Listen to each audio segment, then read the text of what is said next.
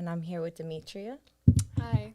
Thank you so much for coming on today and really looking forward to getting into this topic of discernment. It's kind of been a theme that always finds its way to pop back up, but I feel like especially right now, we're on like the precipice of a lot of changes, personal and societal, and we're about to step into Mercury retrograde, right? So that happens on the 9th. It'll be in retrograde until October 1st in the sign of Libra.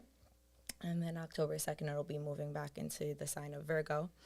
And towards the end of the podcast, we'll get a little bit more into that. But I think that discernment is something that it's a topic that deserves a lot of attention because of how important it truly is in order as like a navigational skill to have in any space at any time, whether it's spiritual, whether it's mental, emotional, physical, just interacting with other humans. I think it's really important to have discernment towards others and then also having discernment towards ourselves and like the different voices in our own being. So, um, yeah, thank you so much for coming on here. Yeah, thank you for having me. And I'm not really an expert on this topic. I'm kind of like going through it right now and paying attention to how I feel right now. Which makes you the perfect person to talk to, Thank you.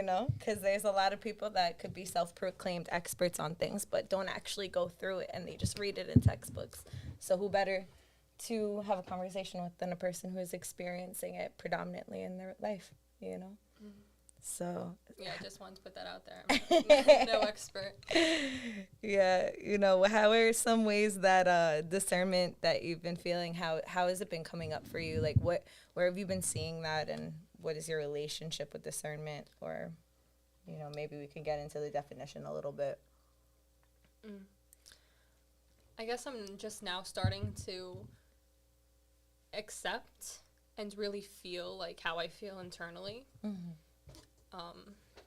Like it's not just like with your head, it's more of your body and how your body reacts to things too. Mm-hmm. Like, why did I get that sharp pain in my stomach when that person asked me this? Like, why did I? Yeah. Yeah. No, it's so important. It's like I feel like discernment is like another way of I feel like it's almost like the integration of intuition, in conjunction with our logic, because discernment can come from that space of like, oh, that sharp feeling, like I feel that, like now what do I do to discern? Should I trust that feeling? Should I trust that person? How can I navigate discerning, when I feel it in my body? Like it's almost like it's like we feel our intuition, we feel the feeling, right? Or we think the thought, or both. And then discernment is like the step that we choose to either do something or to not do something. Yeah, and I've ignored it for a long time, and it's definitely caused me to be in situations that I didn't want to be in. For sure. I think that's a part of learning discernment is not listening to. We're doing the opposite of, but that's how you learn, I feel like that's the same thing with intuition. It's like you don't trust your gut feeling until you don't trust it, and then, you see what happens. So and then discernment is like, oh, okay, I remembered last time I didn't trust my gut feeling, so let me go and trust it because I don't want nothing crazy to happen, because I know last time I didn't trust it, it kind of got a little hectic. So it's important, I feel, to that we take that in, getting into the definition a little bit for those who aren't that familiar with the word discernment. The literal definition is to make a good judgment, and then there's also a sub-definition that is a little bit more on like a spiritual end of just like going to someone for guidance, spiritually in that way. And I think that a lot of places and communities center judgment as a negative thing. And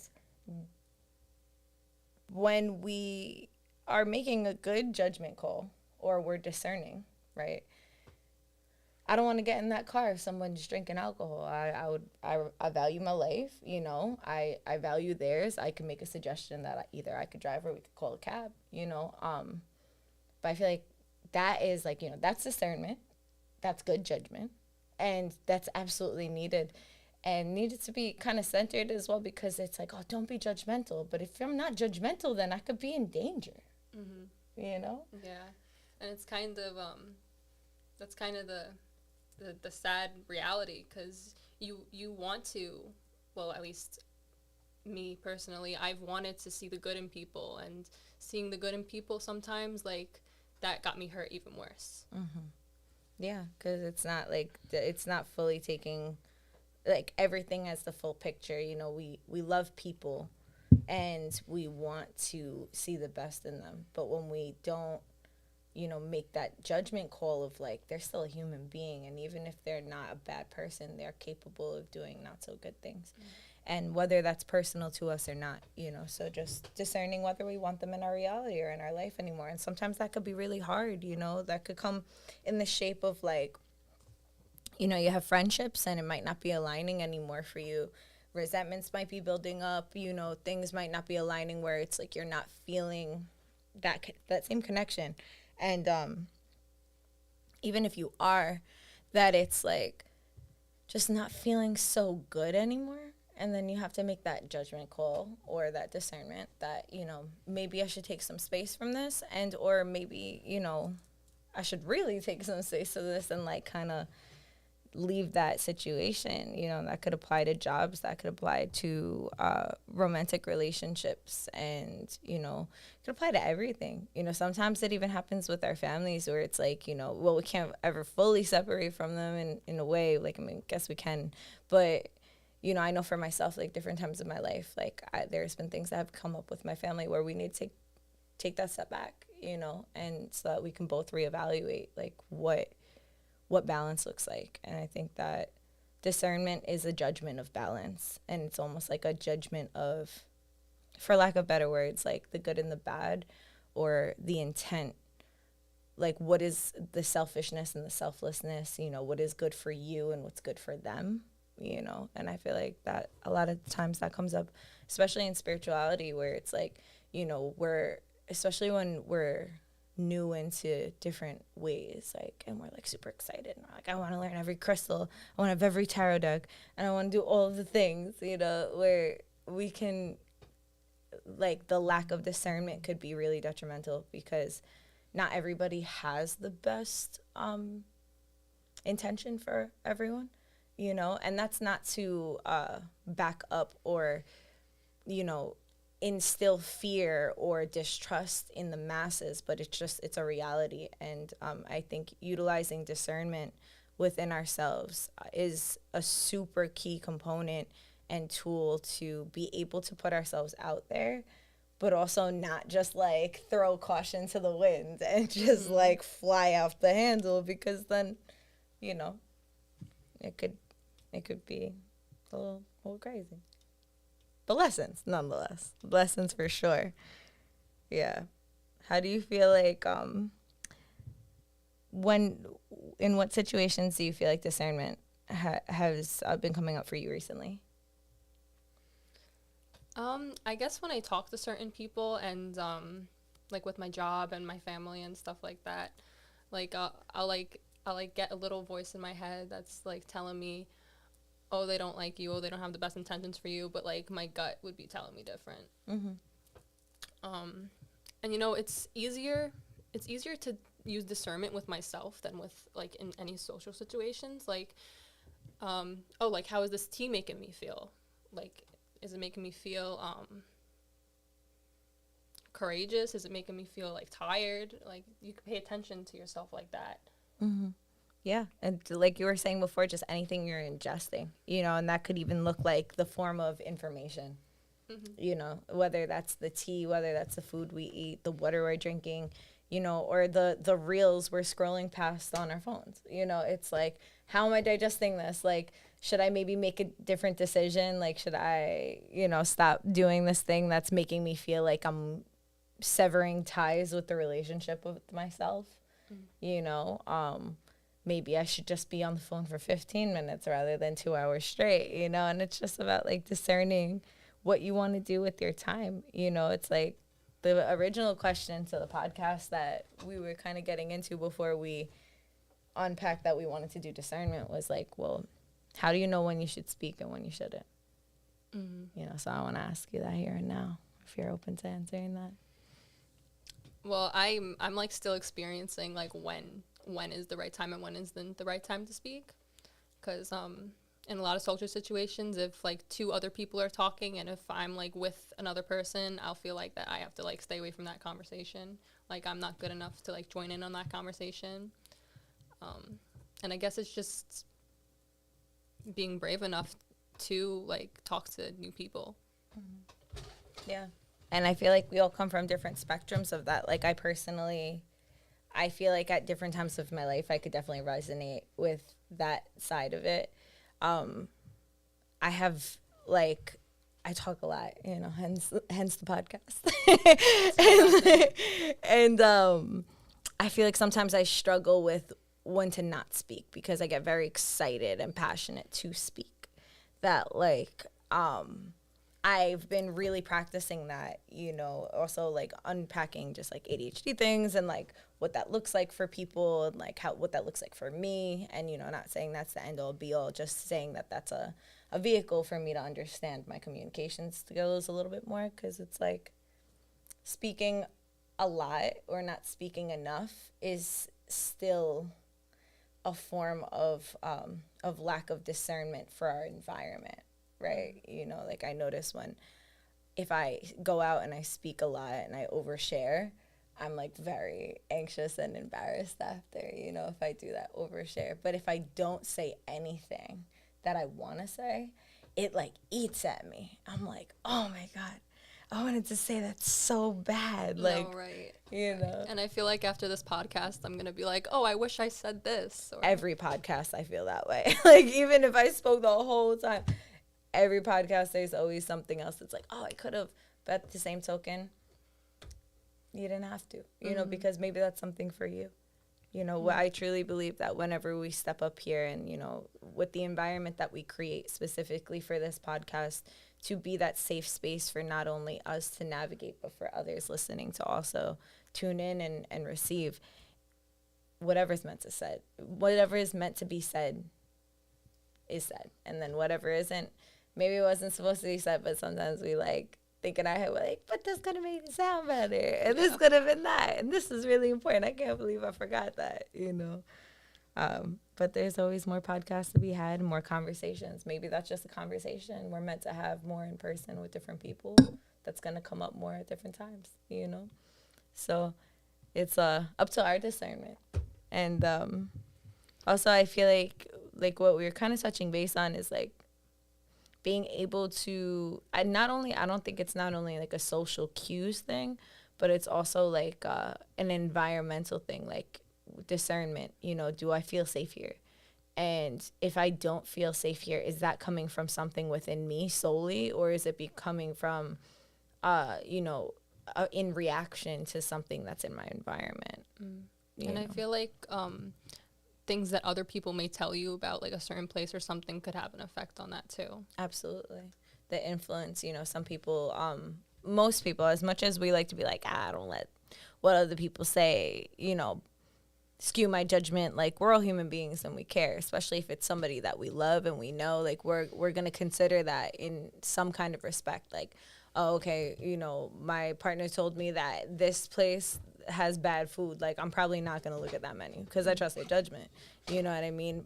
Maybe I'll look at the menu, but I'm probably not going to end up committing to eating there, you know? So it's like also discerning, well, do I have the same taste buds as her? Like, do I have the same taste buds as them? Like, or whatever or whoever it is that you're having a conversation with, like, do we share the same common interest? Like, I can look at your judgment to a space and respect it, and then also go into it and create my own. But I feel like the only way you can do that is if you acknowledge it.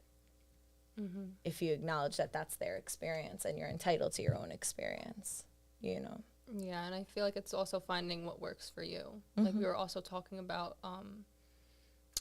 like you need to ground yourself first before you make any like decisions. Yeah. And that could look different for anyone. It could be like stretching, like feeling a stone, like lighting an incense. It's whatever works for that person. Absolutely. Absolutely. It's so important, because it's like, how can we make a good judgment call or utilize discernment if we're not even in our body? Like, how are we going to be like, oh, okay, yeah, like, this is what I should do if we're over here thinking about March 27th, 2004, Like, it's Right. like, how can we be here on September 7th, right? 7th? I think it is. And, like, 2022 on this podcast, if we're thinking about all the things that we should say, moving forward, or the things that we could have done, or oh, I forgot to fold my laundry today. It's just the absence of presence leaves space for less accuracy in our judgments, I truly believe. And like, that was something we were talking about in the woods too. It's like, the core, how would you know, going back to the flyer, like, how do you know when you should do something, when you shouldn't do something? And your response was like, well, you need to be present in your core. Yeah, and trust it. Yeah. And it's like, and then from there, you discern. It's not, the discernment doesn't come before that, So I think that also deserves a big light shined on it, throughout understanding. If we're learning how to understand and navigate discernment, we have to understand and navigate being present, which I feel like can get so misconstrued or like convoluted, just tainted with so many different perceptions of what present is. It's just like, yo, be in here right now, just right now, Right. Like, and a lot of people would say like being present would be like meditating, but a lot of these meditations, like, they take you places.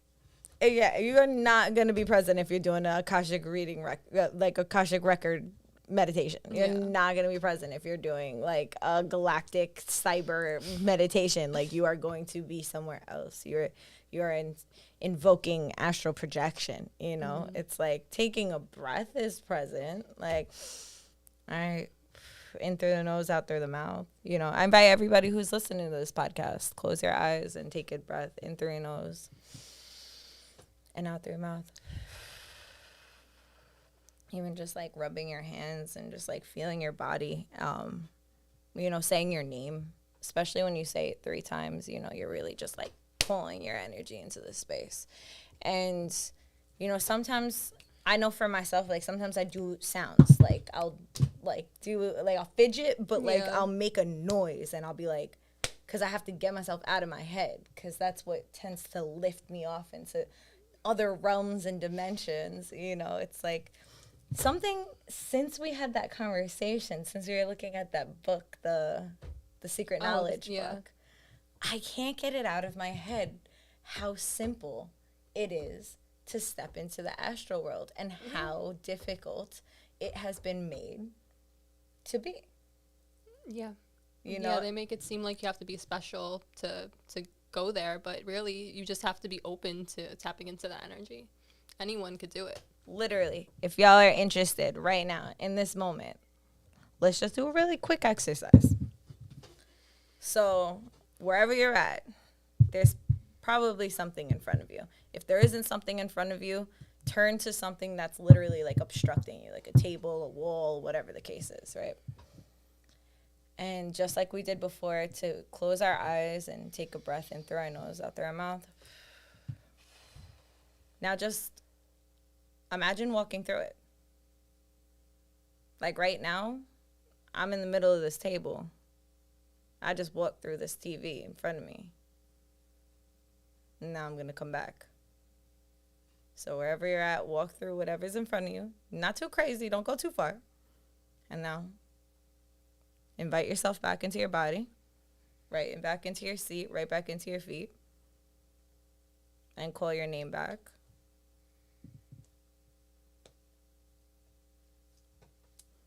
Take a deep breath in through your nose, out through your mouth, and open your eyes whenever you feel ready to.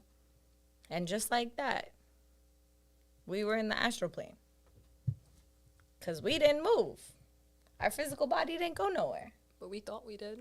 Yeah, exactly. And we thought we did, so we did. And to demystify different dimensions and spectrums in that way, like on a scientific level, there are different dimensions, right? If you want to get into the quantum physics aspect, you know, that's another time, another space. And I'm certainly not the professional to talk to about that, but I know a little bit of something about it. And that's what we're doing. We're like operating in that other plane. You know, we still don't understand existence to the degree or caliber that we may feel we do. There's so much mystery. The more we know, the more we realize we don't know. So what if, right? Let's throw a what if. There's no definitives. What if when we go into that place, that's actually happening in another aspect of our being, you know? Whether it's another dimension of ourselves in this plane or in another parallel dimension of us, you know? And then take that tool that we just did, simply walking through a table or a wall, and apply that to obstacles, you know? Apply that to things you want. Like, I see myself sitting in the biggest bed that's ever been created in the world because I love a fluffy bed. I love bed. I'm a sleepy girl, you know. And if I could have it my way, I would have a whole room that is just a bed, you know. I could just sit there and envision that. Maybe one day I'll be able to walk into that in reality. Maybe I won't, but at least if I do a little exercise like that, I could be there for that moment, and then that joy can kind of remind me of what I can do to achieve certain things in my life that could potentially create it, you know? Yeah. That's pretty funny to think about because sometimes when I be walking to work, like I'll just like have my headphones in, I'm listening to music, then all of a sudden like I'm in like a club or something and I'm dancing. Like maybe I really was there. Yep. But in reality, I'm walking to work. Mm-hmm. That's so funny that you mentioned that. It's so cool. You know, we're so much more powerful than we give ourselves credit for. You know, and you don't need any person to give you permission to access those parts of you. You know, there's definitely teachers and guides and you know, people that have more expertise in these things that we can sit and we can learn from. Of course, like, be balanced, you know, be humble but be confident, you know, like being humble doesn't have to mean you're not confident. You know, being confident doesn't mean you have to be, you know, lack of being humble. And it's like finding the balance and then discerning who we want to learn from. Like I'm so grateful that in this lifetime, I don't know whether my ancestors just jam-packed it into my head, or lives I've lived before, or simply just the human I am today. Is just like when I was younger, I was so hungry to learn more about my spirituality and more about things like that. And I give so much gratitude, to the discernment that I had, because I could have been in a lot of different places. And don't get it twisted, I definitely ended up in some questionable spaces, but it was never with a full commitment. It was never like I couldn't come back from it. It was like, I'm here, I'm observing, I'm a part of something. Does it feel good? Maybe for a little. All right, it's not feeling good. I'm going to head out. This isn't for me, you know? And I feel like I used to get so much anger for those who didn't naturally have discernment, because not all of us come to this world with the same amount of skill. So I might have a lot of discernment. Someone might be a mathematician, you know? It doesn't mean that anyone's greater or less than. But when I used to work at that spiritual store that I met you at, you know, there was a place down the block. So the store that I used to work for, it was like very like omnistic. It was a little bit of everything, a little bit of native beliefs, a little bit of like, you know, Hinduism. It was a little bit of everything, pretty much like a universal store. A lot more light, like nothing specifically targeted. And then down the block, there was this place, and it was like this woman who has like a $10 reading type place, you know. And I personally just never had interest in it, you know. I didn't really know much about it, and I didn't really walk on that side of the block, so I was never really exposed to it.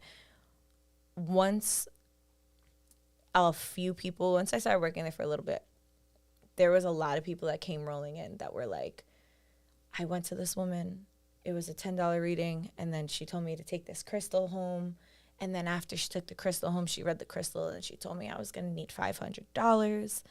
And it was like this whole thing. And it's like these people that were clearly so emotionally desperate going through something. And then by the time they already realized that they were getting gypped or like scammed or whatever term you want to use, or just taken advantage of in general, like, it was already gone. Their money was gone, you know, and then they didn't feel, in fact, a lot of times, I don't want to speak for these people, a lot of times it seemed like they felt even worse than when they walked in there. So, you know me, like, they come into the store and I'm like, come here. I'm cleaning them up. I'm smudging them. I'm like, you know, free of course. Like, I'm not going to charge you for something that is innately from earth. I'm grateful that I have the ability or the exposure, the knowledge to be able to work with these plants and utilize them for the medicines that they can be on that level and that plane. You know, so I'm over here like, and then it made me get angry. I was like, I'm angry at these people. Like, how could you just take advantage of these people? Like, you see their vulnerabilities, but that's exactly what they prey off of. And then that would be the sense of like, you know, well, people would get nervous to get a reading because they're like, oh, people study psychology and they know from the way I look like this that probably means that. And it's like, I used to think that too. Like, just because I'm very much so involved in a lot of this doesn't mean that I don't have skepticism in other people and even in myself, you know. So I say all that to say, like, it's a process in learning discernment, you know, and it looks different for everybody. I still struggle with getting real passionate about when people take advantage of the lack of discernment. I get real mama bear about it. But it's also an opportunity for them to grow, you know. I used to always be like, how can people follow this person blindly? How can they follow this person that, you know, these different people that call themselves shamans that, like, studied a 5-minute course, you know, or, like, that call them, whatever the title is, you know. Everyone, there's all different shades of appropriation, you know, but that's for a different podcast. I'd be like, why? And something about you that not a lot of other, like, spiritual practitioners, like, say, like, you say, like, we don't need you. Like, we have it within ourselves. Like, we don't need you. Yeah. But I'm glad that I have you. Oh, thank you. Yeah, I'm like, because I'm not trying to start a cult, you know what I mean? And that's the difference. It's like, I'm very anti-cult starting. And there's just been so many different spaces that, like, people don't realize that's what they're starting. But if you look up the definition of it, that is what they're curating the environment for. When you are breeding an environment for people to depend on you like you're God, like you're above them, and that they need you to move forward, and you're gatekeeping themselves from them by manipulating their minds. And or some of these people are literally manipulating themselves and they don't even realize that they're doing it. So I have compassion for that. And then other people are fully aware and monetize off of that knowing, or just, you know, receive, even if it's not from finances, just whatever it is that they're looking for, you know, validation, attention, whatever the case is. The only reason I can understand and, like, view that in that way is because of I'm never going to stop doing the work myself. Whenever I start feeling like I'm falling off, I start backing up from certain things that I'm too involved in, where I'm like, I'm not the person you want to get a reading from right now. You should go hit up this person. I'm never afraid to reference somebody, you know, and that goes into anything. That's not only with just readings. That could be like a podcast, you know. Sometimes, like, I'm not in the energy to be out here talking about anything unless I'm talking about the discomfort I'm feeling in my body right now, because that's what I'm an expert in, you know. And the only reason I'm able to do this because I'm honest with myself, and it's taken a lot of painful years of peeling back layers to get to that space. And I don't know, I feel like this lifetime I've just, like, always have a series of and just embarrassing myself in different spaces, which has made me very humble to a lot of things, you know. And now I'm learning that discernment of, like, taking the things that I've learned and and giving myself credit for it, without gassing myself up where I can't walk through a doorway. You know, finding that in between, because I tend to come from that spectrum of like, nah, it's not enough. I need to study 10 more years in this, and then I can make an offering for like $20 so it's affordable for everyone, you know, and it's like completely unbalanced, you know, and I've been told time and time again from the different, you know, people that I've learned, like even the people that I needed discernment from, even the different guides or practitioners or humans in my life in general that were in it at a point and aren't now, it doesn't, just because someone isn't for you or something isn't for you doesn't mean that you can't take back something from it. Mm-hmm. Definitely. I feel like a lot of the people that I had to discern to step away from, I still learned a lot, you know, and when it applies, I do shout them out and still give them credit despite the fact of how things may ended, or you know, I'm not afraid to do that, because at the end of the day, I'm a person, and yes, I get my things, I do my best to sit with myself and get things from source, but everyone's from source. So you know that feeling when you look and you're like, someone got the tattoo that I wanted, or someone got this, and it's like, but they're just that just means that me and that person are just that connected, you know, like, I mean, obviously, I'm not talking about someone who, like, you told you wanted this tattoo and they got it. Right, I mean, someone you don't know at all. You look up every time you want to get a tattoo, you look up, like, oh, okay, this tattoo or that tattoo. And then you see hundreds, thousands of people who have this tattoo. All of y'all were tuned into the same thing from source at some point, some experience, something that you guys are carrying the same thread. So rather than get possessive of it, why not be like, yo, that's freaking cool. Like, I'd probably like you. You'd probably be cool to hang out with. Yeah. We're tuned into the same thing. Or maybe you'd be super triggering. Who knows? Depends on the day. But yeah, I think learning discernment, learning the definition, seeing it play out, in our own life and then in other people's lives. Like, you know, if you struggle to recall a moment that you may need or have utilized or need to utilize discernment, take that example that I just gave before, like when you watch someone get taken advantage of, because you're going to remember that. You know, you might not remember something for yourself, but I guarantee you'll remember if one of your loved ones got taken advantage of. And then you can look at, like, how could they have discerned in a different way?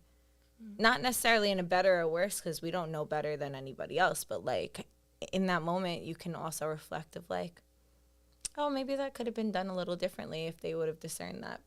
But then also having the compassion, like, some people don't discern because they don't truly trust themselves.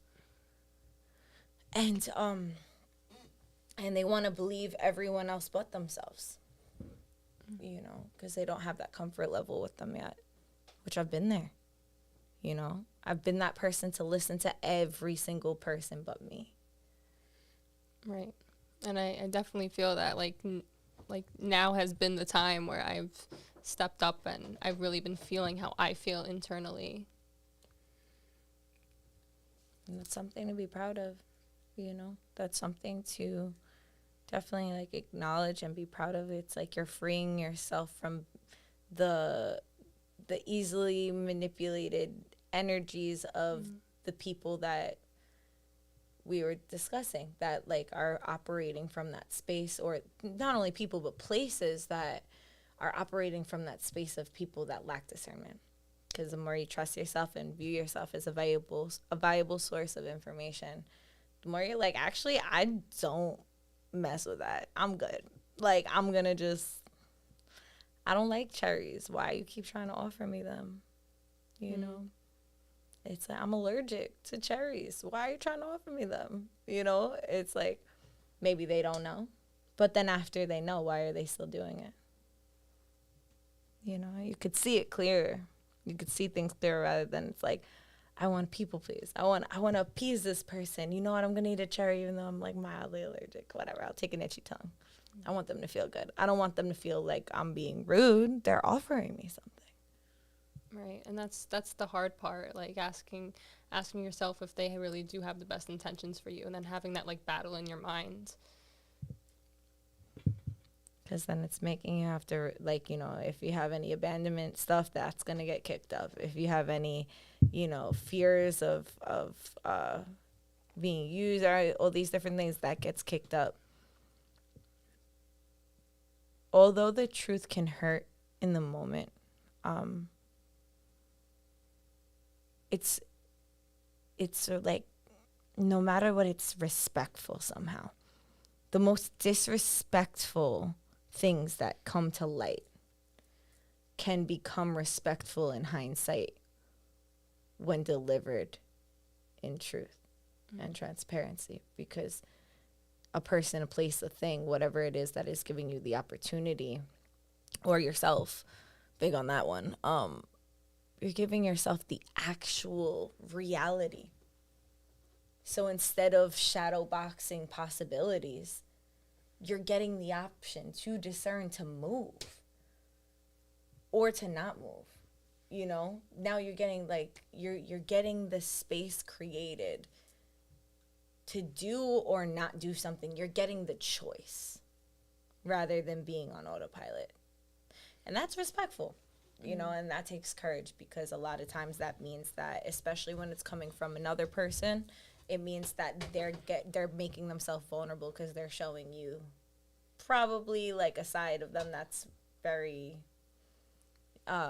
you know, vulnerable, just vulnerable. You know, I'm not going to say good or bad or dark or evil or whatever. Like, it's just when someone gives you the opportunity, whether they lied previously or whether they're just, you know, being honest with you on something you weren't even aware of. It's like they took that judgment. Like, despite me being afraid that they might leave me, or they might not be my friend, or they might quit this job, or whatever it is, I'm pulling up and being transparent, being like, yo, this is what's going on. And then we get the opportunity to be like, maybe I'll discern to not say anything right now. I'm going to sit with it, but then I'm going to discern later whether I'm going to move away from it, you know? But there's the choice. So honesty breeds choice. Choice is discernment. Judgment of a decision, which the choice is coming from. Mm. So it's fucking cool. You know what I mean? I didn't even know all that until we had this podcast. But that's the importance in communicating with people, you know, and then the importance of reflecting with ourselves. Is like that ebb and flow is like when we had this conversation, like all of this stuff that I'm going to be processing and receiving after this podcast is because we had this conversation.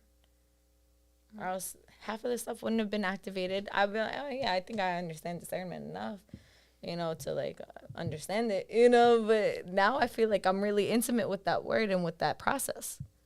Right. Because you decided to come on here.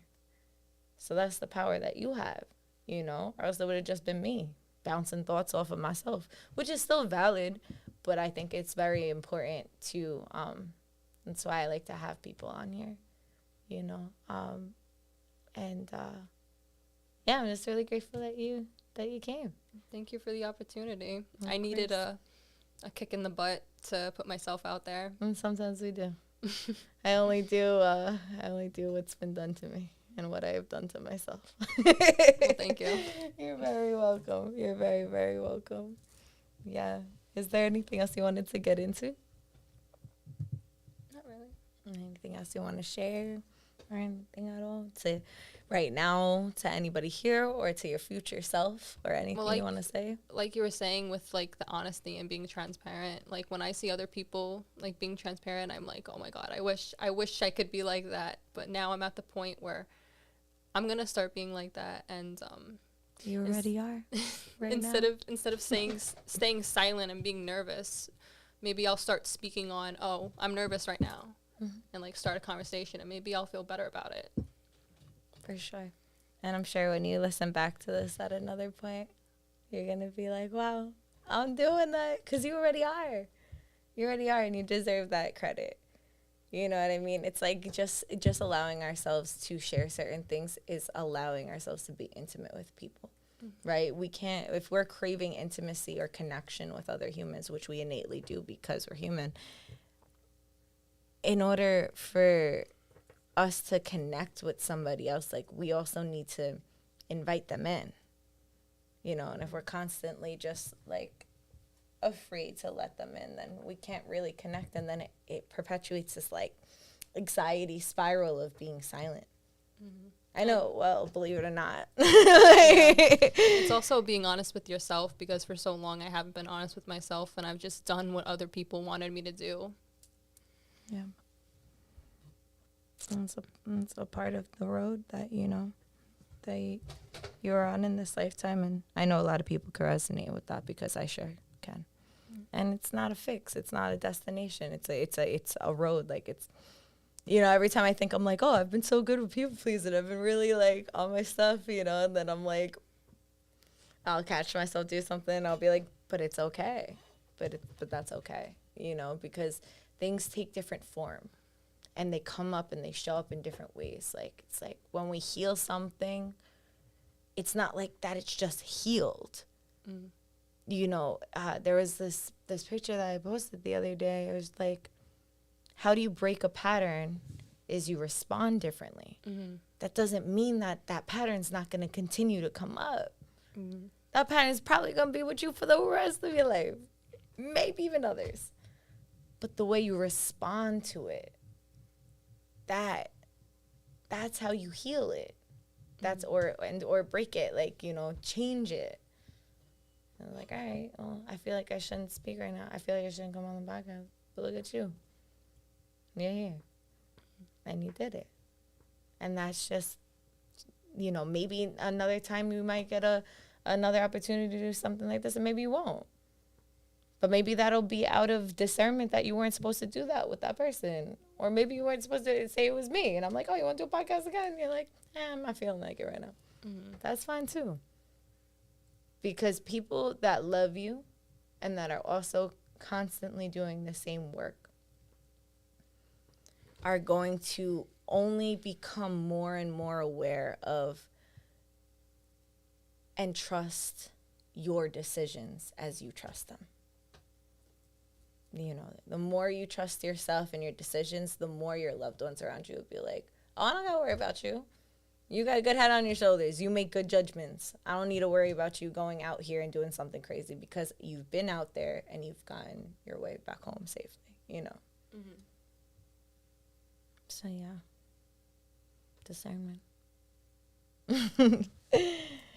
Well, if we covered everything, then we can kind of get into the astrological tarot card mystical portion, if you're open to it. I'm always open to that. Cool.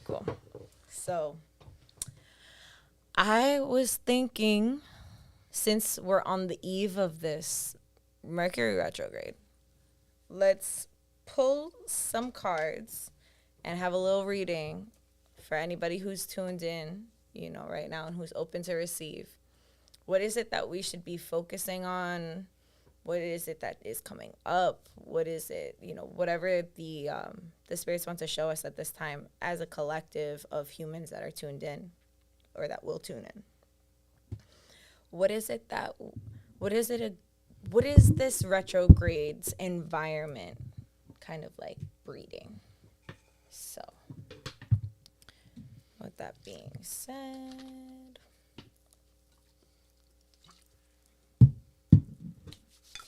if you want to pull, which one do you want to pull? Which one are you I feel like the ones I'm supposed to pull are right here. Are right there. And then the ones that you are right there. Cool. So, yeah, you got the tradition, I guess the relation of this. Yeah, it'll come out however it's supposed to. So just whatever you feel, trust yourself in. It's supposed to show up. Okay, great spirit. Please help us to show whatever messages are meant to come out this time to help guide us and show us insight on this shade of Mercury retrograde that we're stepping into. How do we remain balanced?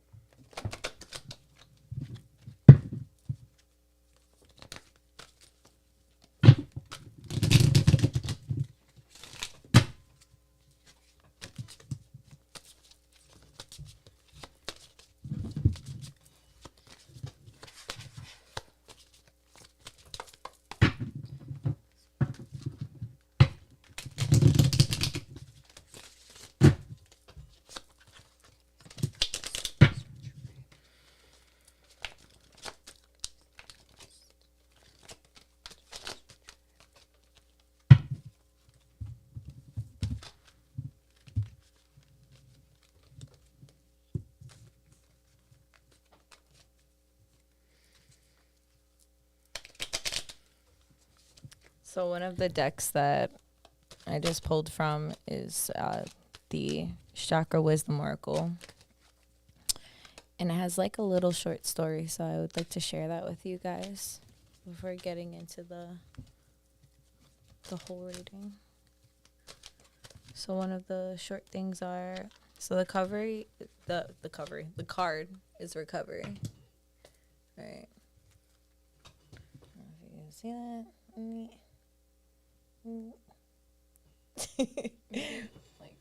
it's probably because of the light. Yeah, okay. All right. Just trust me on this. It says recovery. And it's a like, looks like a spirit blowing air on a key over a woman's shoulder while another woman's watching while he's coming through a door. And then the keyhole is predominant as well. So, the lilac key. Lilac offers detachment as you allow yourself to see the bigger picture. What once may have been immaturity is now about to grow into a new partnership with spirit. Step back and allow the angels to bring healing to you. Pain from our past unlocks the door of understanding. Legend. Greta wakes to find the painful childhood memories all around her room. In the distance appears a huge wooden door with a white light streaming through the keyhole. As Greta tries to gather up her painful memories, they melt and form into a great lilac key. She places the key in the lock, and a wave of fear engulfs her. The door opens, and the pain and fear recede. Clarity comes. Survival is no longer enough. Inspiration. Once the key has been used to open up the door, you will have a new way of living, one without keys. Where are you heading? Where you're heading, there are no locks. Personal inquiry. Is it time to recover part of me that has been dormant? Am I ready to live an inspired future? Key ideas. Facing fear is wounding is strength, courage to face pain, awakening greatness, keywords genuineness, regeneration, understanding. Meditation. Imagine standing outside a door holding a string of keys. Each one has a different chakra color. The key calls out to you. A key calls out to you. Visualize opening the door with your key. Let the light from the other side wash over you as you enter. Is this light a particular color? What is this journey about?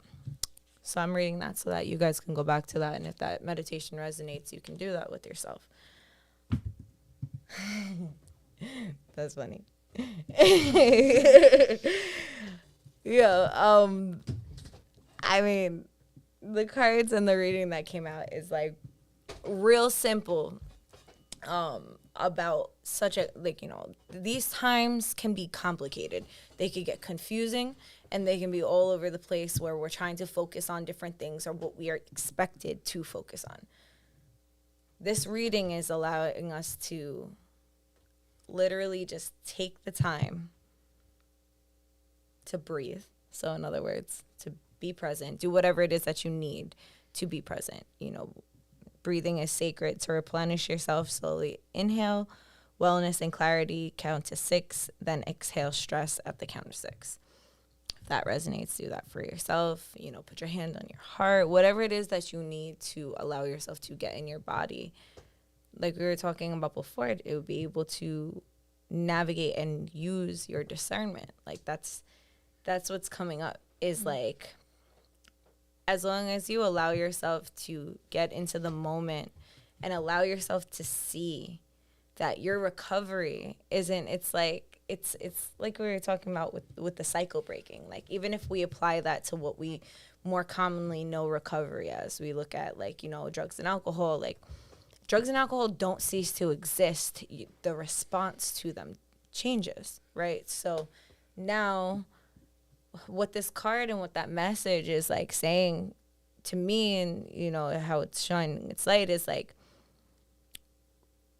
right now is the time that we're getting to understand that, like, we've taken the time, let me rephrase that, we've taken the time to understand how things can trigger us. We might have even dived into the whys. We might have deep dived into the whys, where it comes from, found our childhood memories, all of these different things, like it was saying. No matter what we've experienced, there comes a point where we got to just move forward, you know? And it doesn't mean leaving anything behind that is meant to move forward with us. It means just being able to allow ourselves to be lighter. There are certain things, just because we leave things behind doesn't mean that we're abandoning them. Just because we're able to move forward without the weight of all of those rocks doesn't mean that we aren't able to carry the experience of what it was like when we had to walk with rocks. We're just able to breathe a little deeper and feel a little lighter. So utilizing that, like, yo, like, if any of this resonates, go back to what I was just saying before and do that meditation. I'm going to do that meditation. That sounds dope. Like, I definitely want to know what color my key is, you know, and I strongly recommend that, especially right now during this time. Mercury retrograde is nothing to fear. It's something to reflect on. It's something to slow down with, you know. Do your best to not sign, you know, don't make huge judgment calls during this time. Reflect on them. Right? You know, not opening up a business, brand new, like signing contracts and things of that sort. Like, September, now you got a little bit of grace period in the shadow, you know, in the shadow before and after, but like definitely during retrograde, strongly recommend to like just take that time. It's like about like September 9th, it's about a month, you know, a little less than a month. It's not the longest time ever. I'm sure you've had to waited longer for much more, you know? So just taking that time to reflect on if that's something that you really want, or if it's something that you're kind of taking with you from your past, you know? How you can reshape that. It's only going to mold better once you give it more time to settle and set, you know? Knowing your own strength. And, you know, do you want to share anything on these ones on this side? I actually have something to say about the ones that you pulled. Sure. The way I'm seeing it is the key to recovery is breath, or whatever that is that connects you to yourself, because he's literally breathing on that key too. Like, however it is that you connect with yourself, like that's the key to your recovery. It's whatever feels good for you. It doesn't have to be breath itself. Lord, thank you for that.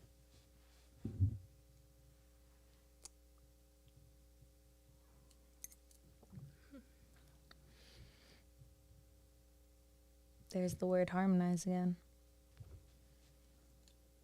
I didn't even peep that. So it says the frequency of strength supports your ability to harmonize all of our qualities and skills towards a strong and balanced way of being. And then this card was judgment, so I feel like doing that without like judging yourself. Yeah, for sure. I definitely agree. It's like this reading became like, it's so clear and simple, but it's clear and simple because right now, not to be like predetermined, because that everything's going to be chaos. It's just like, we're going to Mercury retrograde in the sign of Libra. Libra is all about finding harmony, finding balance, judgments, legal things, all of this stuff, right? Relationships, you know, all of these different things, aesthetic, you know, like the way we look, you know, there's a lot of different things that come up with Libra in general, and then Libra in retrograde. It's going to give us a time to deepen and find if there's something, if I were to put this reading into a sentence, it's allow yourself to understand what breathes harmony into your life right now. you know, and that's most likely going to look very different than it has at any other point of your life, because it always changes. So what do you need to create harmony, and then also knowing that you have the strength to follow through with it? And like you're saying, just be gentle with yourself. You don't gotta be so judgmental on yourself. You know, saying that to self as well on the spot. But yeah, thank you so much for pulling these and for reading. Yeah, thank you. You're so welcome. And to conclude this pod, what are you thinking? Should we do the day of, or should we do mind platter? What's Mind Platter? This is the one that's just the poems. Oh, okay. We can do both. Let's do both, because... You want to open up to a page? Sure. Okay. What is it that we are meant to hear right now? And I'm going to pull, for real this time, the actual day, which is September 7th, right? It's September 7th. Good. Okay, cool. Thank you, Kenny. Appreciate you. September 7th. But where was I to start? The world was so vast. I shall start with the country I know best, my own. But why my country is so very large, I had better start with my town.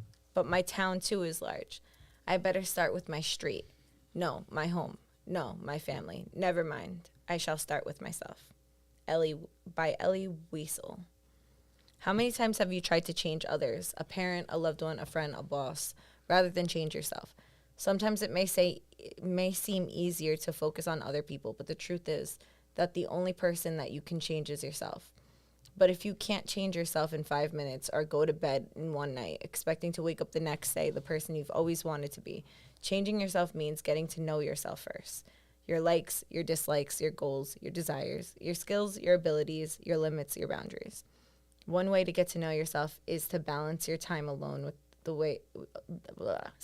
One way to get to know yourself is to balance your time alone with the time you spend with others. Time alone gives your mind and emotions the space to relax and to let go of tension and irritations, to gain new perspectives and rejuvenate. Structure each day to allow for a minimum of 15 minutes alone. Then go for a walk, take a drive, listen to soothing music, or meditate. The purpose of alone time is to eliminate both interactions and distractions. Today, I'll give myself a chance to spend some time alone. Such time can provide me with a valuable way of getting to know myself a little bit better. Word. Always just does the thing.